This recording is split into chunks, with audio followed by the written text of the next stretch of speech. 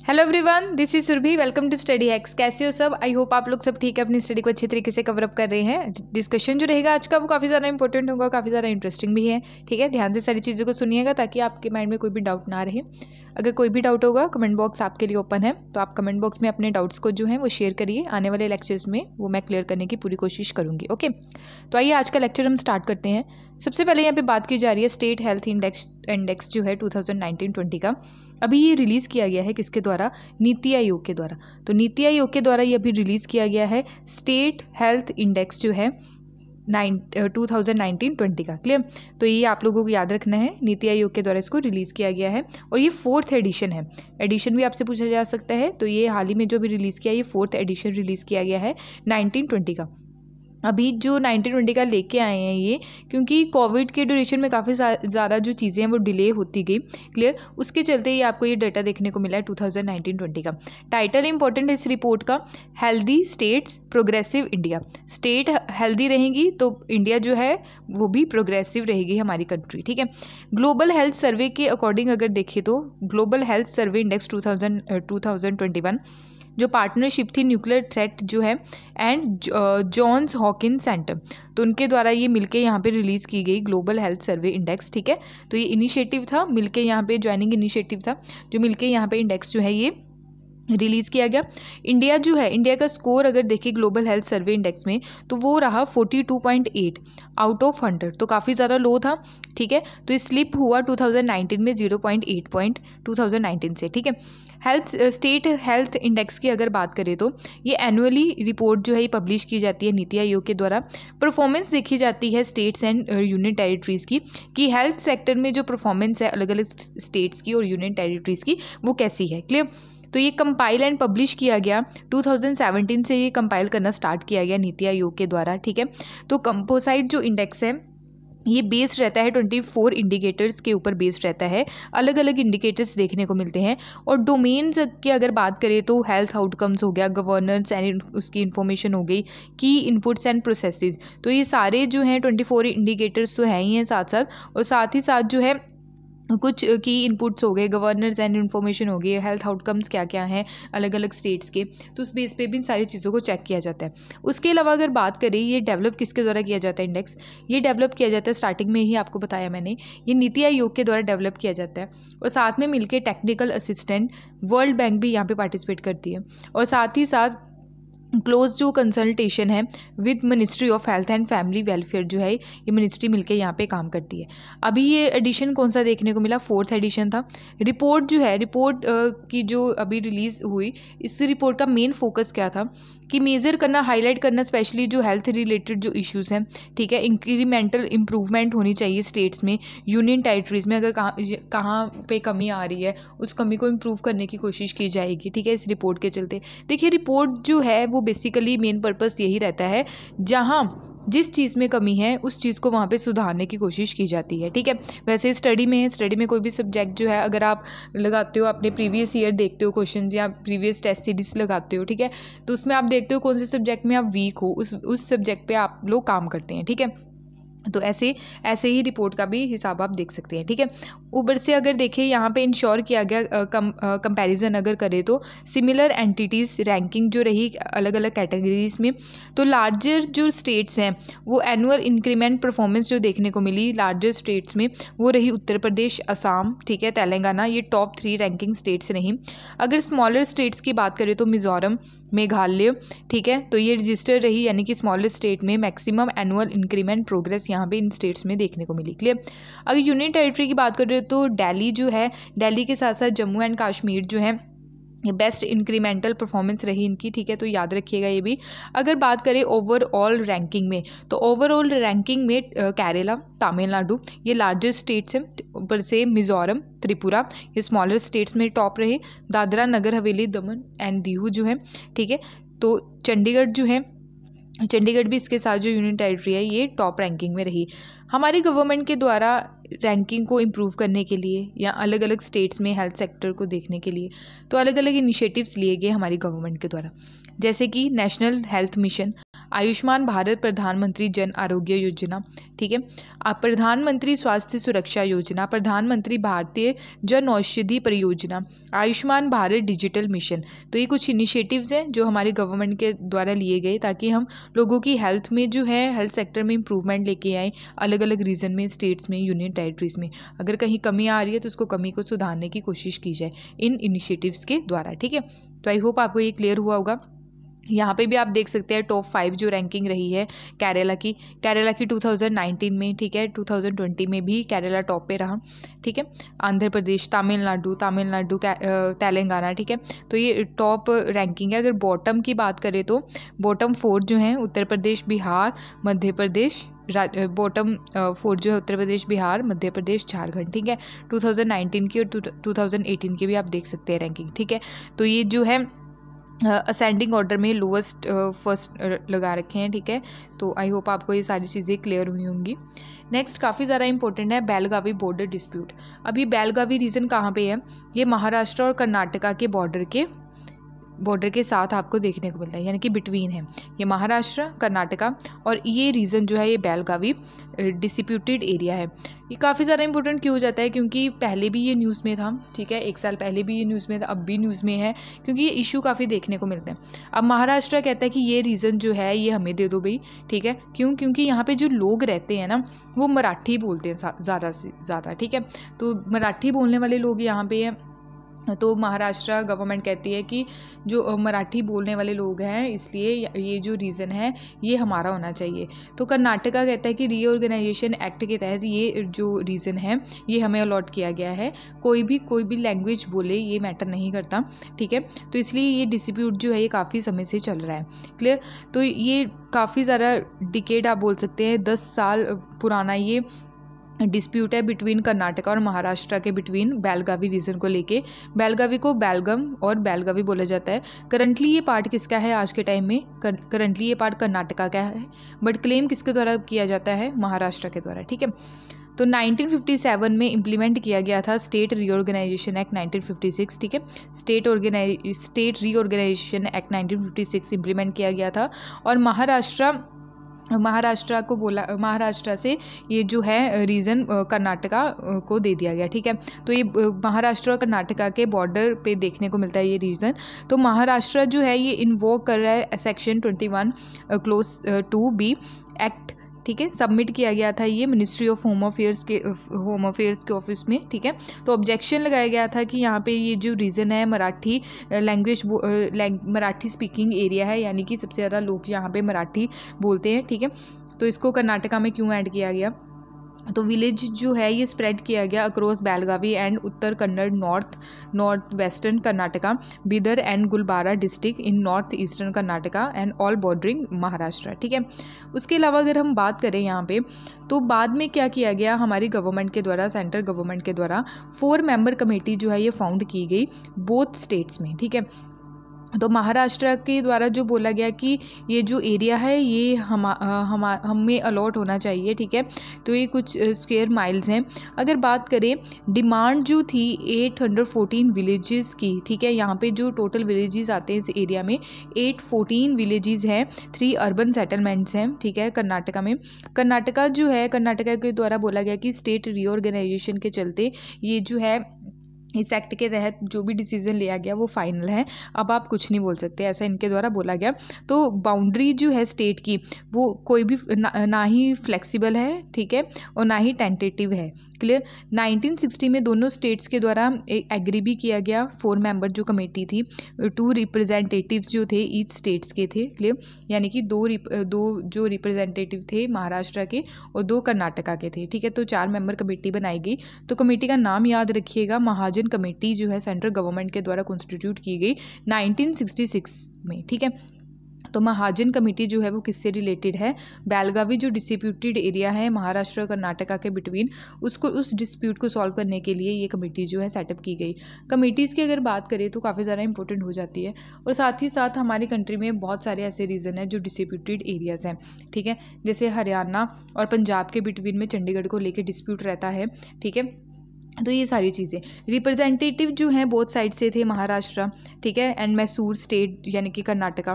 तो 1967 में क्या हुआ, कमेटी के द्वारा रिकमेंड किया गया था कि जो कुछ विलेज है, जैसे कारवर विलेज हो गया, हलियाल विलेज, सुपर्णा तालुकास जो हैं, ठीक है, वो कर्नाटका जो कर्नाटका के हैं, ठीक है, वो महाराष्ट्र को अलॉट किए गए, बट जो बेलगावी एंड जो सदर्न स्टेट थी वो कर्नाटका को दे दिए गए।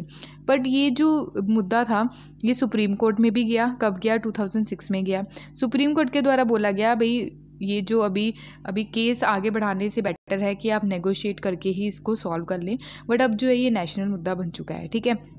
तो सुप्रीम कोर्ट के द्वारा ऐसी चीज़ें बोलेगी। और साथ ही साथ अगर देखें कि अदर बॉर्डर डिस्प्यूट जो हैं बिटवीन डिफरेंट स्टेट, जैसे बाउंड्री इशू बिटवीन हो गया असम और मिज़ोरम के बिटवीन, उड़ीसा बॉर्डर डिस्प्यूट हो गया, बहुत सारे ऐसे डिस्प्यूटेड एरियाज़ हैं हमारी कंट्री में जो अलग अलग स्टेट्स में डिस्प्यूट देखने को मिलती है, ठीक है।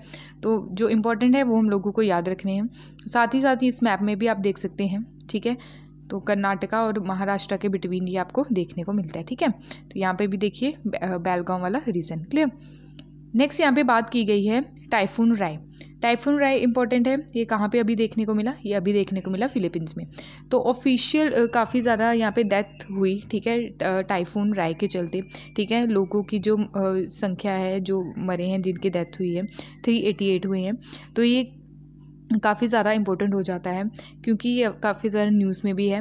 राय जो है, टाइफून राय जो है, ये स्ट्रॉन्गेस्ट स्टॉर्म और डिज़ास्टर लेके आया आर्पेलोजी जो दिस ईयर। आर्पेलोजी यानी कि जो छोटे छोटे द्वीप समूह रहते हैं, क्लियर। तो ये फिलीपींस में हुआ ऐसा, टाइफून राय जो है ये हिट किया फिलीपींस में, क्लियर। अब इम्पोर्टेंट बात ये हो जाती है कि टाइफून जो है उसको अलग अलग रीजन में अलग अलग नाम से पुकारा जाता है, टाइफून, साइक्लोन, ठीक है। तो साइक्लोन जो है हमारी कंट्री में बोला जाता है, टाइफून जापान और चाइना वाले रीजन में बोला जाता है, विली विली ऑस्ट्रेलिया वाले रीजन में बोला जाता है, हुरिकेन जो है वेस्ट इंडीज यूएसए वाले रीजन में बोला जाता है, ठीक है। तो ये मैचअप्स के लिए भी आ चुका है कई बार, तो ये चीज़ें आप लोगों ने याद रखनी है, ठीक है। नेक्स्ट यहाँ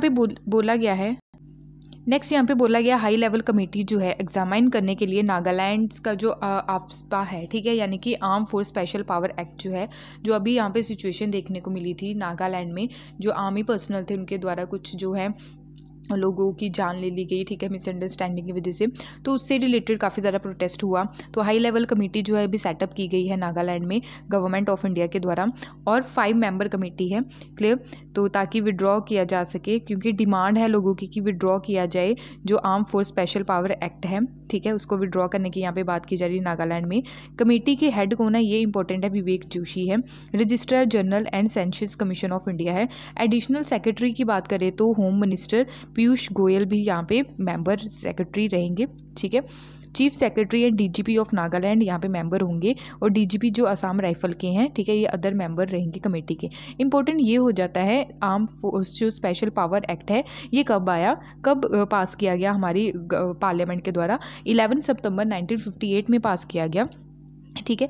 आफ्सा यानी कि इसमें क्या रहता है, आर्मी को उस एरिया में जो डिस्प्यूटेड एरियाज भी बोल सकते हैं या जो डिस्टर्ब्ड एरियाज रहते हैं हमारी कंट्री के, जैसे नॉर्थ ईस्ट वाला रीजन हो गया, JNK वाला रीजन हो गया, ठीक है। तो वहाँ पे आर्मी पर्सनल्स को एक पावर दे दी जाती है। इनकी पावर जो रहती है ये घटती भी है, बढ़ाई भी जाती है, ठीक है, अकॉर्डिंग टू सिचुएशन, ठीक है। तो ये याद रखिएगा। तो अरुणाचल प्रदेश में, असम में, मणिपुर, मेघालय, मिजोरम, नागालैंड, त्रिपुरा में, जम्मू एंड कश्मीर में भी ये सारी चीज़ें जो है इम्प्लीमेंट की गई। अगर बात करें समय समय पर हटाई भी गई, जैसे त्रिपुरा 2015 में, मिजोरम 1986 में, पंजाब चंडीगढ़ में 1983 में, ठीक है। तो क्या है, इनकी पावर जो है अकॉर्डिंग टू सिचुएशन बढ़ा दी जाती है और घटा दी जाती है, इसलिए ये न्यूज़ में है, याद रखिएगा इसको, ठीक है। तो इसके तहत, इस एक्ट के तहत क्या किया गया, काफ़ी ज़्यादा प्रोटेस्ट भी किया गया, जैसे आयरन शर्मिला इनके द्वारा भी हंगर स्ट्राइक की गई थी कि इसको विड्रॉ किया जाए इस एरिया में, ठीक है। जब मणिपुर में जब ये सारी चीज़ें देखने को मिली, और इनको पावर है आर्मी पर्सनल्स को कि किसी भी अगर डाउट हो किसी पर्सन के ऊपर तो अरेस्ट कर सकते हैं विदाउट वारंट, सर्च ऑपरेशन चला सकते हैं, ठीक है। तो ये सारी चीज़ें जो है इनको पावर दी गई है, क्लियर। नेक्स्ट यहाँ पे इंपॉर्टेंट है अतुल कुमार, अपॉइंटमेंट जो है, अपॉइंटमेंट से रिलेटेड भी क्वेश्चंस पूछे जाते हैं, ठीक है। तो अपॉइंटमेंट से रिलेटेड ये फैक्ट है। तो अपॉइंटमेंट कमेटी के द्वारा, अपॉइंटमेंट कमेटी जो है कैबिनेट की, उनके द्वारा अप्रूव किया गया इनकी अपॉइंटमेंट अतुल कुमार की एज MD यानी कि managing director and chief executive officer UCO bank के, ठीक है, और पंजाब नेशनल बैंक के। तो जो है गोयल जो हैं ये सर्व करेंगे, ठीक है, यानी कि अनिल कुमार गोयल जो है ये सर्व करेंगे पंजाब नेशनल बैंक के चीफ, ठीक है, तो 2024 तक। तो नेक्स्ट ईयर यानी कि जनवरी से इनकी जो है टर्म ड्यूरेशन स्टार्ट हो जाएगी। इनके द्वारा रिप्लेस किसको किया गया? मल्लिका अर्जुन राव को रिप्लेस किया गया, ठीक है, इंपॉर्टेंट है, याद रखिएगा। नेक्स्ट काफ़ी ज़्यादा इंपॉर्टेंट है, आलिया भट्ट को as a person of the year 2021 announce किया गया है। किसके द्वारा? पैटा के द्वारा। पैटा क्या है? People for ethical treatment of animals, यानी कि जो एनिमल्स के साथ बुरा व्यवहार करते हैं, ठीक है, तो उस चीज़ को रोकने के लिए ये एक ऑर्गेनाइजेशन है, ठीक है, तो इन्हीं के द्वारा ही, याद रखिएगा, पर्सन ऑफ द ईयर 2021 जो है पैटा के द्वारा किसको डिक्लेयर किया गया है? आलिया भट्ट को डिक्लेयर किया गया है, ठीक है, तो एनिमल लवर हैं ये, क्लियर। और इनके द्वारा कुछ पिक्चर्स भी शेयर की गई थी एनिमल के साथ, जैसे आप देख सकते हैं यहाँ पे कैटी के साथ, क्लियर, काफ़ी ज़्यादा सुंदर दिख रही है ये, क्लियर। अगर पैटा के बारे में बात करें, people for the ethical treatment of animal, तो इसकी लोकेशन यानी कि हेडक्वार्टर इसके नॉर्फॉक वर्जीनिया है, यूएसए में। प्रेसिडेंट इनग्रिड न्यूवेक है, ठीक है। फाउंड कब किया गया इसको? 1980 में, 22 मार्च को, ठीक है। तो ये एनिमल राइट्स ऑर्गेनाइजेशन है, एनिमल्स के हित के बारे में यहाँ पे सोचा जाता है इस ऑर्गेनाइजेशन के द्वारा। तो आई होप आपको ये क्लियर होगा। नेक्स्ट यहाँ पे इंपॉर्टेंट है BrahMos missile manufacturing unit. Defence minister Rajnath Singh के द्वारा भी फाउंडेशन स्टोन रखा गया है। ब्रह्मोस जो एरोस्पेस जो है cruise missile manufacturing unit Lucknow में, यहाँ पे यूनिट एक सेटअप की जाएगी ब्रह्मोस मिसाइल मैन्युफैक्चरिंग से रिलेटेड, ठीक है। तो फाउंडेशन जो रखा गया है डीआरडीओ के साथ मिलके, यानी कि डीआरडीओ एंड टेस्ट सेंटर भी यहाँ पे बनाया जाएगा, उसका भी फाउंडेशन स्टोन रखा गया है। ब्रह्मोस जो प्रोजेक्ट है ये काफ़ी ज़्यादा इंपॉर्टेंट है। इससे क्या रहेगा? जॉब अपॉर्चुनिटी भी रहेगी उस रीजन में, यानी कि 5500 जो है इसमें जॉब अपॉर्चुनिटीज़ रहेगी उस रीजन के लोगों के लिए, ठीक है। तो आई होप आपको ये क्लियर हुआ होगा। ब्रह्मोस जो क्रूज मिसाइल है ये हमने रशिया से खरीदी है, ठीक है, तो याद रखिएगा, इंपॉर्टेंट है, क्लियर। यहाँ पे आप देख सकते हैं लखनऊ की अगर बात कर रहे हैं, लखनऊ कहाँ पे? उत्तर प्रदेश की कैपिटल है, क्लियर, तो इंपॉर्टेंट है, याद रखिएगा। बिहार, झारखंड, मध्य प्रदेश, राजस्थान, क्लियर, हरियाणा, उत्तराखंड इसको टच करते हैं, और international boundary Nepal, clear. Next है विजय हजारे ट्रॉफी, इंपॉर्टेंट है। विजय हजारे ट्रॉफी किससे रिलेटेड है? ये क्रिकेट से रिलेटेड है। अभी ट्रॉफी इसकी देखने को मिली, यानी कि इसका मैच था 2021 का, तो हिमाचल प्रदेश के द्वारा ये विजय हजारे ट्रॉफी जो है वो जीती गई है। हराया किसको गया है? तमिलनाडु को। ये इंपॉर्टेंट है, याद रखिएगा, ठीक है, डायरेक्ट क्वेश्चन आपसे पूछा जा सकता है, ठीक है। नेक्स्ट है INS खुकरी। INS खुकरी को डीकमीशन किया गया आफ्टर 32 ईयर्स, इसके द्वारा सर्व किया गया था इंडियन नेवी में, तो अभी हाल ही में ही इसको डीकमीशन किया गया है, ठीक है। तो फर्स्ट इंडिजीनियस बिल्ट मिसाइल कॉर्वेटीज थी INS खुकरी। P-49 इसको डीकमीशन किया गया आफ्टर 32 ईयर्स, ठीक है। सर्व कहाँ पे किया था इसके द्वारा? विशाखापट्टनम में, ठीक है। INS खुकरी जो है ये बिल्ड किसके द्वारा की गई? मैसगांव डोक शिप बिल्डर्स, अगस्त 23, 1989 में, क्लियर। तो इंडियन नेवी के द्वारा यहाँ पे जो है इसको डीकमीशन किया गया, क्लियर। 28 कमांडिंग ऑफिसर जो हैं, ठीक है, उस कमांड में थे, और साथ ही साथ गोरखा ब्रिगेड जो है इंडियन आर्मी के, वो भी यहाँ पे मौजूद थे, क्लियर।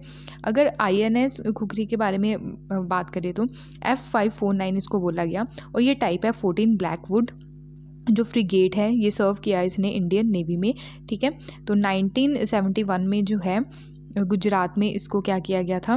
कमीशन किया गया था, ठीक है, इंपॉर्टेंट है। इंडो पाकिस्तान वॉर में भी काफ़ी ज़्यादा इंपॉर्टेंट रोल प्ले किया गया INS खुकरी के द्वारा, ठीक है। तो फर्स्ट वॉरशिप है ये, सबमरीन है, सिंस वर्ल्ड वॉर 2 में भी जो है इसको यूज़ किया गया था। INS जो खुकरी P-49 जो है इसको इसका रीनेम किया गया था INS खुकरी, ठीक है, F149, क्लियर। तो ये इंपॉर्टेंट है, याद रखिएगा। नेक्स्ट है रेयर पिंक हैंडफिश, इंपॉर्टेंट है, ये काफ़ी ज़्यादा इंटरेस्टिंग भी है, ठीक है। तो ये चलने वाली यानी कि इसकी हैंड है, ये चलती है सरफेस पे, क्लियर। तो Commonwealth Scientific and Industrial Research Organisation जो है ऑस्ट्रेलिया के द्वारा, तो इनके द्वारा भी रिसर्च किया गया इसके ऊपर, ठीक है, इसको डिस्कवर किया गया है रिसेंटली ही, क्लियर। 22 ईयर्स बाद ये जो है देखी गई है यहाँ पे, ठीक है। फर्स्ट स्पॉट की गई थी 1999 में, क्लियर। तो ये कहाँ पे पाई गई है? तास्मानिया में, ठीक है। तो मैरीन पार्क में इसको क्या किया गया है? तास्मेन फ्रैक्चर मैरीन पार्क में इसको रखा गया है फरवरी 2021 में, क्लियर। फुटेज यानी कि इसके जो फुट यहाँ पे आप देख सकते हैं, ये चलती है, पिंक हैंडफिश है। तैमन फ्रैक्चर मैरीन जो पार्क है, ठीक है, वहाँ पे इसको रखा गया है, ठीक है। तो अर्थ क्रस्ट फॉलोइंग साइंटिस्ट जो एक्सप्लोर मैरीन लाइफ जो है, डेप्थ 4000 मीटर यहाँ पे इसको देखा गया। अगर बात करें हैंड फिश जो है, इसको एनी एंगर फिश भी बोला गया है। ये बिलोंग करती है ब्राइचोनैंडी फैमिली से। ये फैमिली ग्रुप जो है 5 गैनरिया है, 14 एक्सटेंट स्पीसीज़ है इसकी, ठीक है। तो ये स्विम भी करती है, वॉक भी करती है, ठीक है। इंटरेस्टिंग बात ये है, क्लियर। तो ये फाउंड की जाती है कोस्टल वाटर में, especially southern and eastern Australia, Tasmania में। साइंटिफिकली इसको लैटिन ब्रैकिकम के नाम से जाना जाता है। स्पीसीज़ का नाम जो रखा गया है हैंड फिश जो है इसकी, उस नाम पे रखा गया है, ठीक है। तो लिटिल हैंड यहाँ पे देखने को मिलते हैं, और सी बेड पे ये क्या करती है, चलती है। उसके बाद अगर देखिए इसकी पॉपुलेशन जो है आज के टाइम में काफ़ी ज़्यादा कम होती दिख रही है, वनरेबल जो डिस्टर्बेंस है, ठीक है। तो सम स्पीसीज़ को क्लासीफाई किया गया है एज ए क्रिटिकल एंडेंजर। हैंडफिश जो है यानी कि इसकी जो लंबाई रहती है 15 सेंटीमीटर लॉन्ग रहती है, स्किन कवर विद डेंटिकल है, क्लियर। वॉटी आप देख सकते हैं, वॉटी एंगर्स हैं, स्लो मूव फिश है, यानी कि ये मूव करती है, स्लोली मूव करती है, ठीक है। तास्मानिया की बात करें, यहाँ पे आप देख सकते हैं ऑस्ट्रेलिया के पास है ये। अगर वर्ल्ड मैप में देखें तो ये हमारी कंट्री है, ठीक है। यहाँ पे ऑस्ट्रेलिया और ये तास्मानिया, क्लियर। तो यहाँ पे ये पाई गई है। तो आई होप आपको ये सारी चीज़ें क्लियर हुई होंगी। ये था आज का इंपॉर्टेंट करंट अफेयर का सेशन। अगर कोई डाउट होगा इस सेशन से रिलेटेड तो आप लोग अपने डाउट्स को क्लियर कीजिए, यानी कि कमेंट बॉक्स में अपने डाउट्स को ज़रूर शेयर कीजिए। अगर वीडियो पसंद आए तो प्लीज़ लाइक शेयर सब्सक्राइब ज़रूर कीजिएगा। PDF के लिए आप टेलीग्राम ज्वाइन कर सकते हैं। Thank you for watching my video. जय हिंद।